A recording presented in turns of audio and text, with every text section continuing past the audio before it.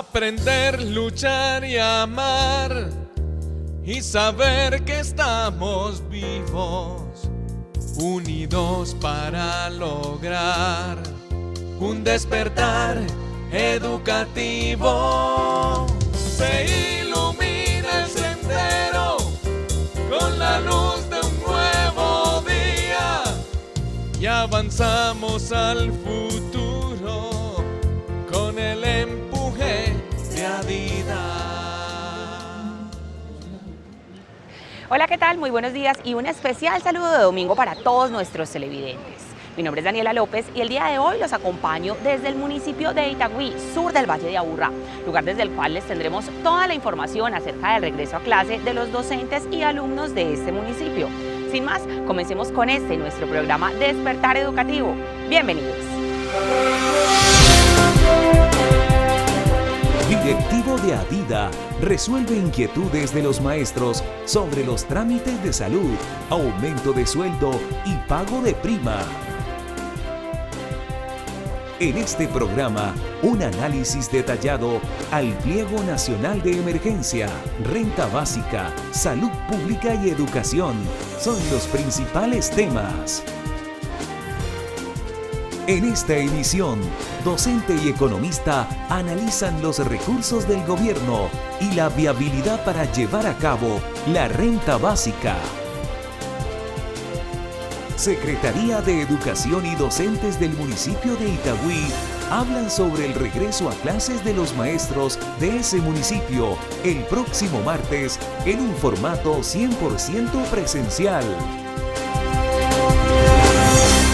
Y como es habitual, iniciamos nuestro programa con el informe del presidente de Adida, Albeiro Victoria Cuesta, quien nos envía su informe desde el municipio de Chigorodó.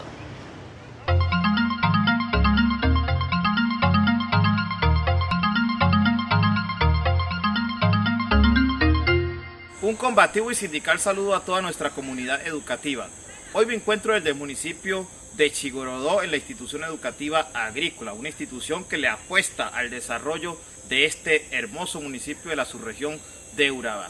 Decirle a nuestros compañeros maestros que desde la Junta Directiva nos venimos preparando para la asamblea de delegados.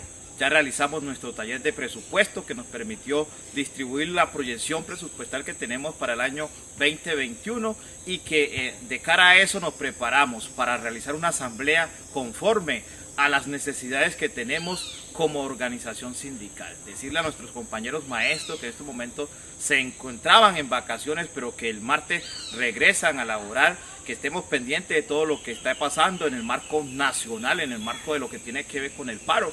Nos vamos a enfrentar a la presencialidad. Como Junta Directiva estaremos pendientes que en las instituciones educativas existan los protocolos de bioseguridad, que estén los aforos necesarios, pero también que nuestros compañeros maestros estén vacunados para arrancar todos estos procesos que desde años estamos necesitando. Hace rato estamos necesitando como maestros volver a las instituciones educativas, encontrarnos con nuestros estudiantes, pero que las condiciones de la pandemia no nos han permitido. Así que vamos a regresar con toda la energía, pero tenemos unas agendas que desarrollar, compañeros. Desde lo nacional está nuestra Federación Colombiana trabajando ya en el pliego estatal, está nuestra Central Unitaria de Trabajadores también trabajando el tema de lo que tiene que ver con el aumento de todos los empleados públicos del país y esperemos pues que se saquen buenos frutos. Compañeros, ánimos y desearles a todos un feliz domingo y que Dios les bendiga. Despertar educativo. En el programa de hoy queremos compartir con ustedes la información detallada del Pliego Nacional de Emergencia. ¿Cuáles son sus puntos? ¿Qué implicaciones tiene y qué se viene a futuro? Hablamos con Carlos Julio Díaz, director de la Escuela Nacional Sindical, y esto fue lo que nos dijo.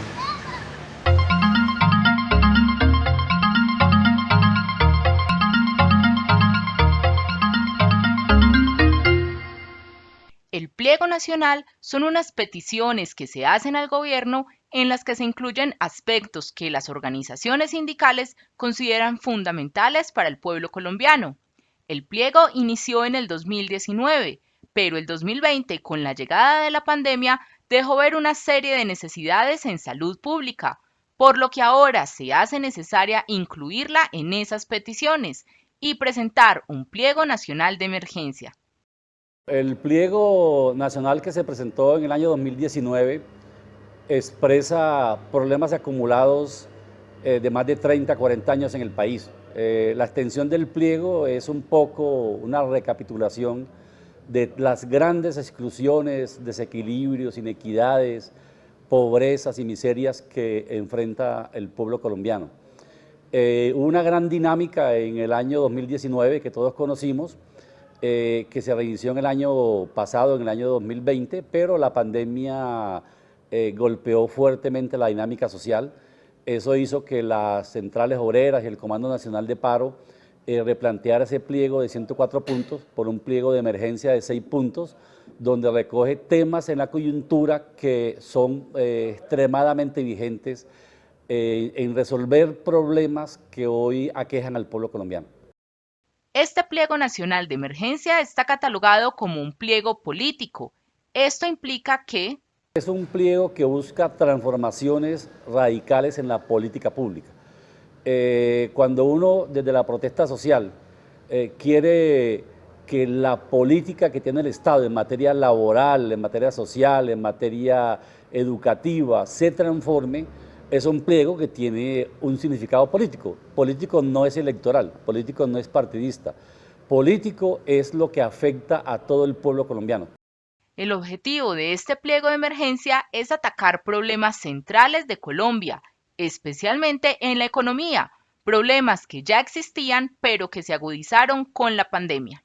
La pandemia del COVID-19 golpeó dramáticamente la economía. La economía ya venía mal, digamos, la economía venía generando mucho desempleo, venía con tasas de crecimiento bastante bajas, pero la pandemia lo que hizo fue profundizar una crisis que ya venía, es decir, la crisis no la creó la pandemia lo que hizo fue profundizar, digamos, a mayor nivel la crisis laboral, social, y la pandemia al afectar muchas empresas del país que cerraron y muchos trabajadores de la calle, de la economía informal, que tuvieron que encerrarse en las casas porque no podían salir por la política sanitaria de confinamiento, eso generó una pandemia nueva en Colombia, que es la pandemia del hambre. De acuerdo a esos problemas en Colombia, el Comité Nacional de Paro presentó 6 puntos en el pliego de emergencia. El director de la Escuela Nacional Sindical los explica en 4 temas generales.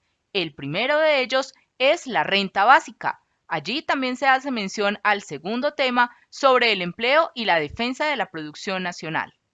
Ese tema de la renta básica es un tema que ataca el hambre, que la gente tenga capacidad de compra, porque uno de los problemas que tiene Colombia hoy es que no hay demanda interna, no hay cómo comprar, la gente no tiene cómo comprar. Si hay producción en Colombia, no hay cómo comprarla. Entonces, esa propuesta lo que hace es darle a la sociedad, al pueblo, capacidad de compra.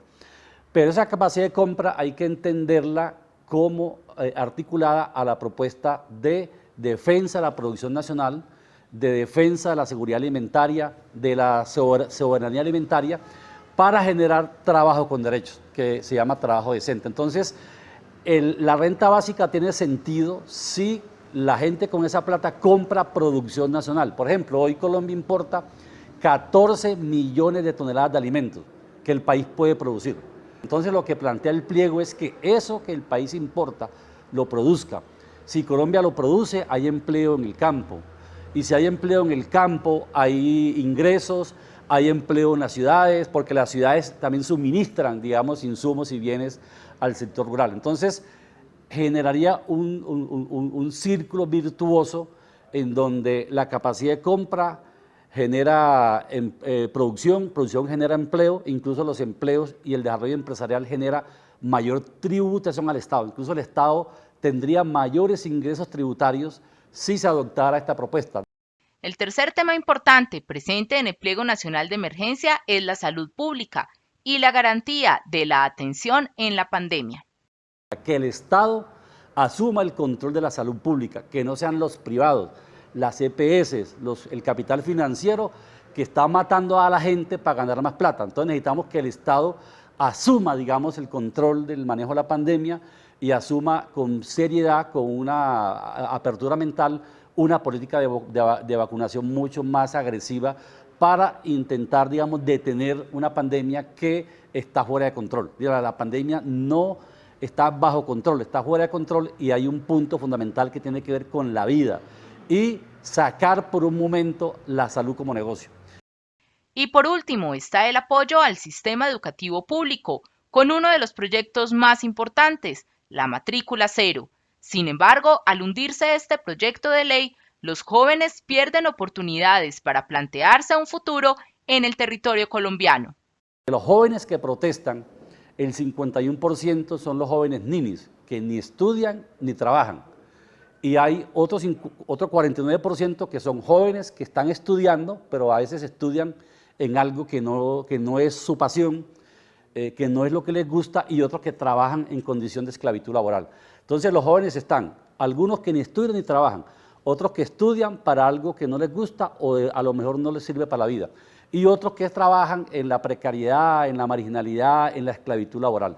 Entonces esos jóvenes están en las calles, y la matrícula cero atiende una de esas iniciativas, digamos, que ellos plantean, y es el acceso a la educación gratuita, de calidad y pertinente a sus expectativas y posibilidades. Que el Estado seduzca a los jóvenes para que vayan por una vía en su vida que les genere, digamos, sentido a esa existencia humana, porque los jóvenes hoy los estamos dejando sin un sentido de vida y sin un ingreso para construir un proyecto de vida. El ser humano requiere resolver dos problemas: un ingreso para resolver el problema de la supervivencia, de que yo no me muera de hambre, que los jóvenes tengan habilidades y competencias para, digamos, generar ingresos de manera autónoma. Y segundo, que ese trabajo le dé un sentido a su vida, que se sientan útiles en la sociedad. Entonces, no haber aprobado esa matrícula cero es seguir con una política de no futuro para los jóvenes. Ese famoso libro que escribió Alonso Salazar de No nacimos pa' semilla, es la cultura que hemos construido en los jóvenes de la ciudad de Medellín y del país, en donde para ellos morir hoy no representa ningún peligro, ninguna amenaza, y son vidas que pasan lamentablemente por esta existencia humana sin darle una oportunidad para desarrollar su potencial. Entonces la educación permite generar potencialidades, posibilidades creativas para hacer de la sociedad algo mejor. Hay que darle a los jóvenes oportunidades para eso. Actualmente se desarrollan diferentes actividades para dar a conocer el Pliego Nacional de Emergencia y que el pueblo colombiano lo sienta como un asunto personal por el que todos debemos luchar. El Comando Nacional de Paro, ante la actitud del gobierno de dilatar, de no negociar o de hacer acuerdos y no cumplirlos, como fue el preacuerdo frente a la garantía de protesta, o los acuerdos que se hicieron con la comunidad de Buenaventura que después no lo cumplieron.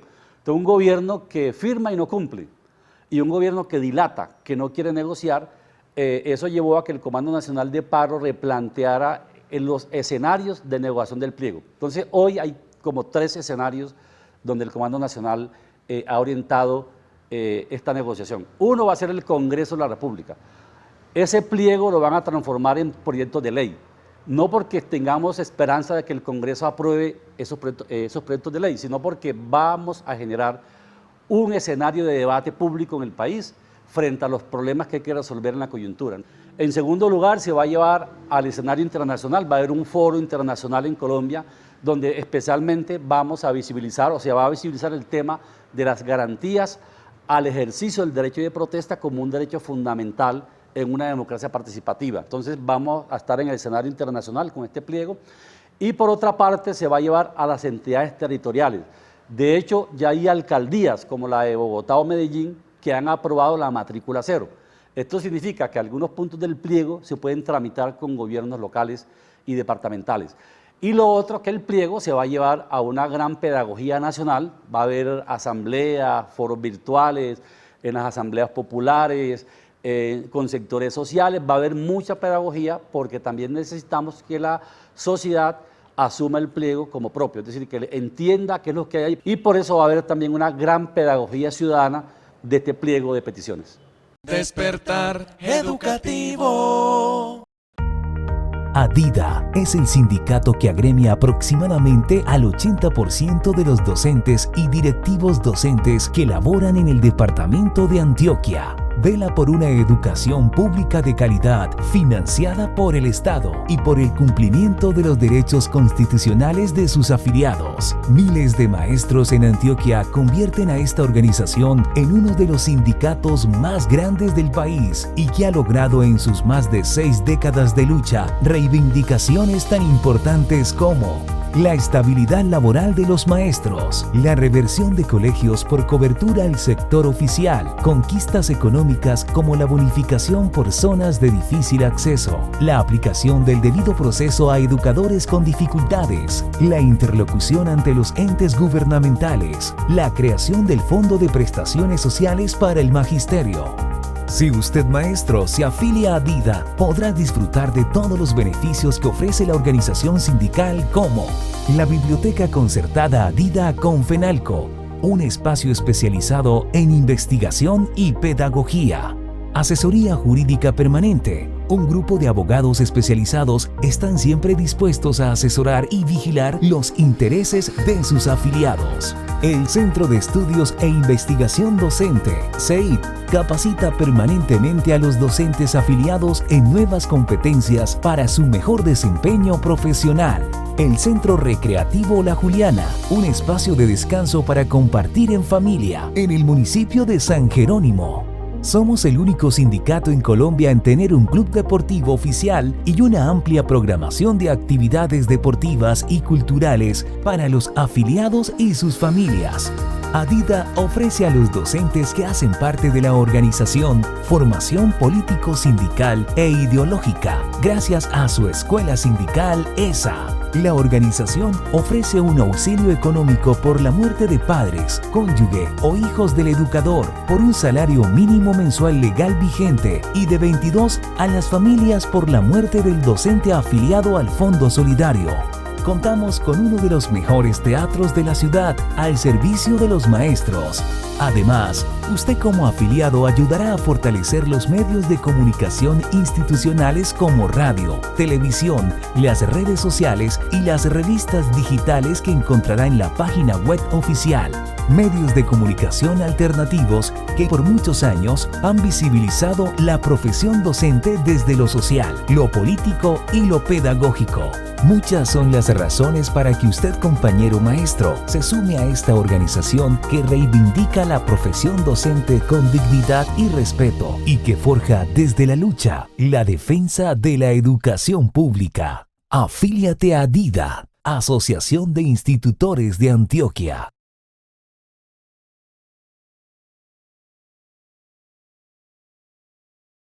Despertar educativo. Y desde el Parque Principal de Itagüí nos desplazamos hacia las oficinas de la Secretaría de Educación de este municipio, lugar en el cual me encuentro con Diego Alejandro Giraldo, secretario de Educación encargado. Diego, bienvenido a Despertar Educativo, muy buenos días y comencemos hablando de cuál es la fecha prevista para el regreso a clases de los docentes y alumnos. Bueno, muy buenos días para todos, a ustedes por la invitación.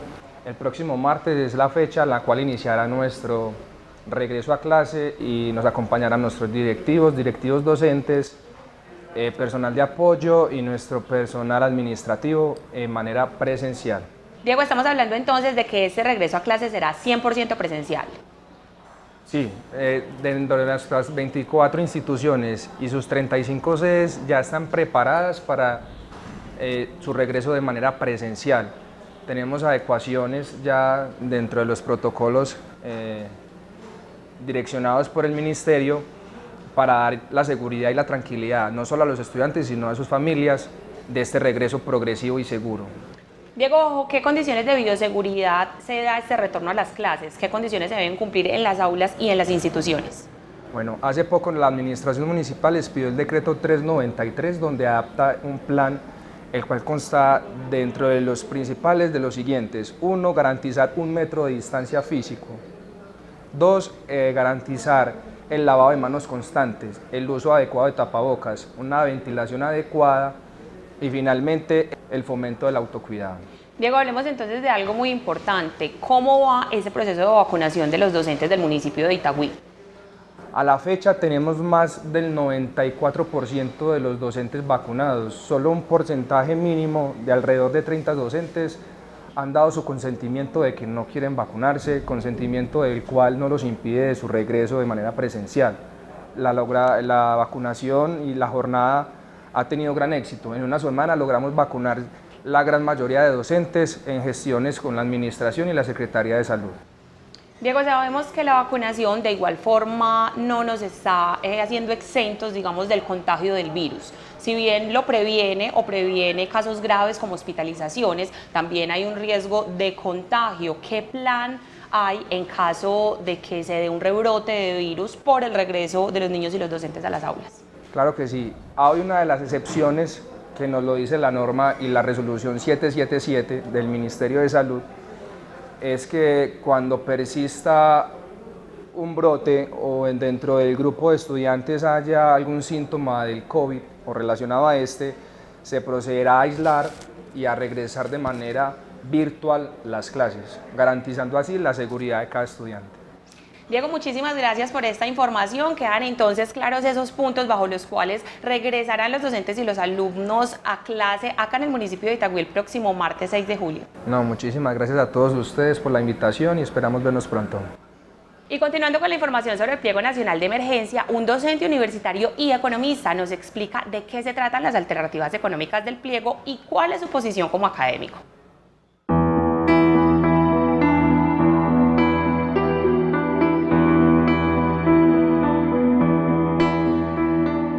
Dentro de los 6 puntos del pliego de emergencia que fue presentado al gobierno por el Comité Nacional de Paro, uno de los que más se destaca es el de la renta básica, al ofrecer alternativas económicas que ayuden a mitigar el impacto de la pandemia en las familias colombianas.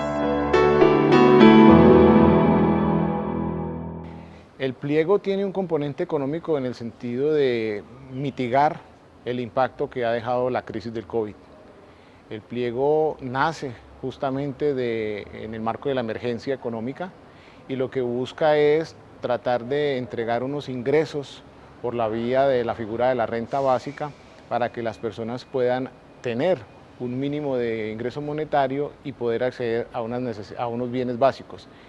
Durante la pandemia, el gobierno sacó unos subsidios como ayuda al pueblo colombiano. Sin embargo, este punto de la renta básica ofrece mayores ingresos y oportunidades. Lo importante es hacer una transición entre el subsidio y la renta básica, algo que el gobierno tendría la capacidad de llevar a cabo. El gobierno ha dicho desde el año pasado que no a la renta básica y que mejor continuar con los programas sociales que el gobierno tiene, que se llaman programas de transferencias condicionadas. Este es un punto muy importante porque la renta básica, en el caso de instalarse, no puede coexistir con programas de transferencia condicionada, que son los famosos subsidios. No coexiste porque compite naturalmente que por los recursos y de esa manera pues podría ser inviable, presentaría problemas de financiamiento y lo que hay que buscar es cómo entonces transitar del desmonte de las transferencias condicionadas, los subsidios, hacia lo que podríamos nosotros empezar a denominar una renta básica. Estudios que han hecho profesores reconocidos en el país, por ejemplo, como Luis Jorge Garay, han demostrado que si implementáramos ya la renta básica como está en el pliego, por ejemplo, estos 6 meses estarían garantizados en el presupuesto actual. Y para los años siguientes, lo que habría que buscar son un mínimo de recursos que se podrían obtener por vía presupuestal de aquellos recursos que no se utilizan en otras dependencias del gobierno.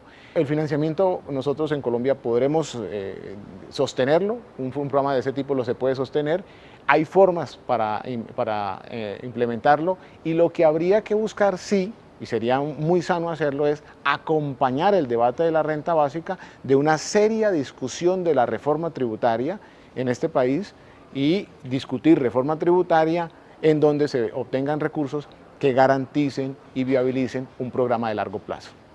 Para este docente y economista, la educación es otro de los puntos importantes del pliego, pero se debe mirar de manera conjunta con la economía y las oportunidades laborales que se ofrecen al terminar los estudios. La educación sí es un mecanismo que permite corregir desigualdades y ampliar, digamos, oportunidades, pero no puede discutirse el tema educativo de forma separada a lo que está ocurriendo con el empresariado, los mercados y demás. Me explico.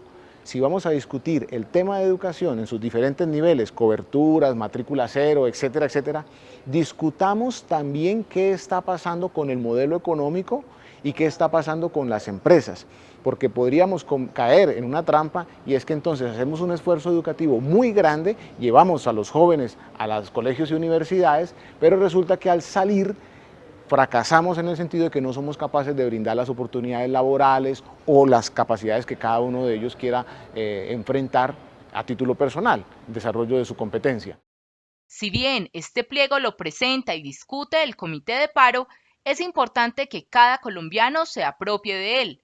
Finalmente, este pliego no beneficia a unos cuantos, sino a todo el territorio.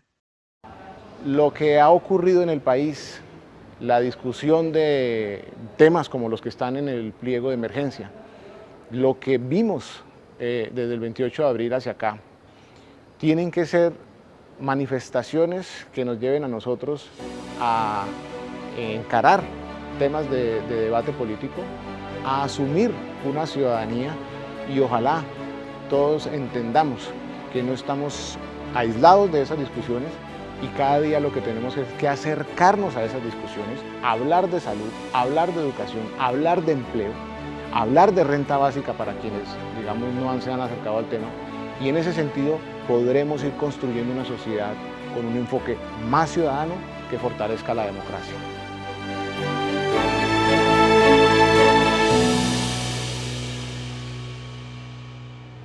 Y en esta ocasión nos desplazamos hacia otro punto de este municipio del sur del Valle de Aburrá, y se trata de El Parque Obrero, lugar en el cual continuaremos hablando del tema que veníamos abordando, y es el regreso a las aulas de los docentes de este municipio el próximo martes 6 de julio. Pero en esta ocasión me encuentro con un nuevo invitado. Se trata del exdirectivo de Adida y dirigente de la CUT, Alirio Salazar. Alirio, bienvenido a Despertar Educativo. Muy buenos días, y cuéntenos cómo se sienten los docentes de su regreso a las aulas el próximo martes en un formato 100% presencial. Un saludo a todos los educadores y amigos oyentes de este importante programa. Lo que está haciendo la Secretaría de Educación Municipal de Itagüí es cumplir al pie de la letra la Directiva Ministerial 05, la cual ordena regresar a las clases en forma presencial. Dice la administración que cuenta con todas las medidas de bioseguridad, pero lo que tenemos dudas es sobre el tema del distanciamiento, porque si bien tenemos instituciones educativas muy bien construidas desde el punto de vista de planta física, también es cierto que hay cantidad de aulas de clase que son demasiado pequeñas. Por ello es la preocupación de cantidad de educadores, y en eso tiene razón FECODE.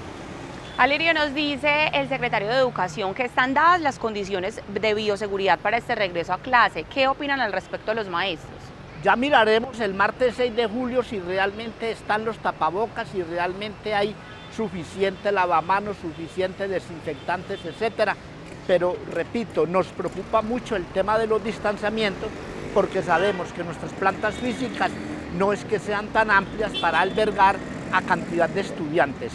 Ahora, otra situación que nos preocupa en Itagüí es el requerimiento que se les hicieron a los educadores que estuvieron conmigo en el paro nacional, situación que se ha conversado con la administración municipal de Itagüí, a lo que nos han dicho que solamente están cumpliendo trámites administrativos, y así lo dijeron en una aclaración escrita que distribuyeron a los educadores con fecha 28 de junio. Esperemos que no se tome ninguna represalia contra los educadores que estuvieron en el paro nacional. Importante ese tema que usted acaba de tocar, y nosotros desde Despertar Educativo estaremos muy pendientes de las decisiones o de cómo se manifiesta la Secretaría de Educación en cuanto a este tema, para estarles contando cómo se desarrolla. Por ahora, Alirio, muchísimas gracias por habernos acompañado el día de hoy en Despertar Educativo. Muchas gracias a ustedes. Y ahora le doy paso a mi compañera Laura, quien se encuentra en la biblioteca de la sede de Adida con nuestro segundo invitado de la Junta Directiva. Laura, buenos días. Daniela, buenos días y un saludo muy especial a todos los televidentes. Yo me encuentro en compañía de Jonis Correa, secretario general de Adida. Jonis, buenos días, bienvenido a Despertar Educativo. Muy buenos días, compañera. Un cordial saludo a todos los docentes del departamento de Antioquia en esta semana que se acaban las vacaciones. Espero pues que lo hayan disfrutado y que se hayan recargado de energía para el trabajo que pronto vamos a iniciar. Johnny, vamos a comenzar el informe hablando precisamente de eso. Se terminan las vacaciones y el trabajo arranca en una presencialidad. ¿Cuál es esa mirada desde el sindicato? Efectivamente, ha dicho el Ministerio de Educación Nacional que a partir del día 15 del mes de julio arranca la presencialidad en todas las instituciones educativas. ¿Qué hemos dicho, qué le hemos dicho a los maestros? Que tienen que estar en constante alerta porque esto no está fácil. El pico de la pandemia sigue creciendo, las muertes siguen aumentando y la Secretaría de Educación a nivel del Departamento de Antioquia no está haciendo un esfuerzo grande para minimizar estos riesgos en las instituciones educativas. Por lo tanto, creemos que después del 15 posiblemente va a haber todo un hecatombe en el tema de salud y es importante que los maestros se inicien a cuidar la comunidad educativa para que esto no se vuelva un caos. Bueno, y dentro de las actividades que se han realizado en el sindicato ya se hizo el taller de presupuesto, también un poco de cara a lo que será la asamblea de delegados. Sí, esta semana realizamos el primero y segundo taller de presupuesto con el objetivo de mirar pues cómo estamos a nivel contable para pensar en organizar la asamblea en el mes de septiembre, que es un evento muy importante para el sindicato porque es allí donde se toman todas las decisiones en materia pues de defensa de la educación pública y todo lo relacionado con la prestación del servicio educativo. Una mirada pues desde lo sindical para seguir avanzando en la lucha en defensa de la educación pública de todo el departamento y de todo el país. Johnny, vamos a cambiar un poco de tema y es que se está realizando una demanda por parte de los docentes, específicamente los que están vinculados después del 1 de enero de 1990. ¿De qué se trata? En estos días el doctor Giovanni López Quintero y su grupo de abogados pues nos dieron la gran noticia que a los docentes que fuimos vinculados a partir del 1 de enero del 90 tenemos derecho a una indemnización moratoria porque el Ministerio de Educación Nacional no paga los intereses a la cesantía a tiempo. Es importante que los docentes entonces llenen los formatos y los hagan llegar cuanto antes para que esto sea otro logro más para el magisterio colombiano. Bueno, y vamos a resolver algunas inquietudes que llegan por parte de los docentes. Una de ellas sobre los trámites que deben hacer cuando son desvinculados del sistema de salud. Lo que pasa es que en estos tiempos pues tan difícil que se ha tocado vivir por el tema de la pandemia, la FIDU previsora, cuando el docente no asiste al médico de manera regular o cuando tiene un cambio de prestación de trabajo, lo desvinculan de la base de datos y esto genera caos cuando el docente tiene que consultar al médico o su núcleo familiar. Entonces, ¿qué le recomendamos a los docentes? Que permanentemente estén solicitando su certificado de afiliación para que no se lleven sorpresa. Entonces, con el enlace que aparece en pantalla, pueden solicitar el certificado y se dan cuenta si están y si no están, pues hacen los trámites pertinentes para volver a activar su servicio. Bueno, y otra de las dudas recurrentes por este tiempo es que ya estamos en julio y aún no se ha aumentado el sueldo de los maestros, también frente al pago de las primas. Efectivamente, ya estamos iniciando el mes de julio y no ha habido aumento para los servidores públicos. Los maestros permanentemente están preguntando cuál va a ser el aumento, cuándo lo van a pagar, y lo que le decimos a los docentes es que hay que tener un poco de paciencia porque efectivamente se están en unas mesas de negociación donde uno de los puntos que se va a definir allí debe ser el decreto de salario de todos los servidores públicos, incluyendo los maestros. Es importante recordarle a los maestros que nosotros tenemos ya unos puntos que nos ganamos en el paro del 2019 y unos puntos que nos ganamos en la negociación de la CUD. Pero adicional a eso, pues el IPC también tiene un porcentaje. Entonces, en este momento, lo que podríamos esperar o pensar que puede ser el aumento puede ser de un 4.43% sobre el salario que ya tenemos. Pero hasta que no salga el decreto presidencial, los docentes y los servidores públicos no podríamos pensar en un salario pues, y con retroactividad, un nuevo salario con retroactividad. Hay que esperar, hay que ser paciente. Por eso es importante estar pendiente de los medios de comunicación oficial, que son, en este caso, FECODE y ADIDA, donde le informamos a los maestros de todos los aconteceres en el día a día. Jonis, muchas gracias, un feliz día. Muchas gracias a ustedes por este importante espacio que todos los domingos le llegan a los maestros y a la comunidad educativa, donde se mantiene la información de actualidad de todo el magisterio colombiano y en especial de los maestros de Antioquia. Así finalizamos Despertar Educativo. Les recordamos que tenemos una cita el próximo domingo a las 7 de la mañana aquí en Teleantioquia. Un feliz fin de semana.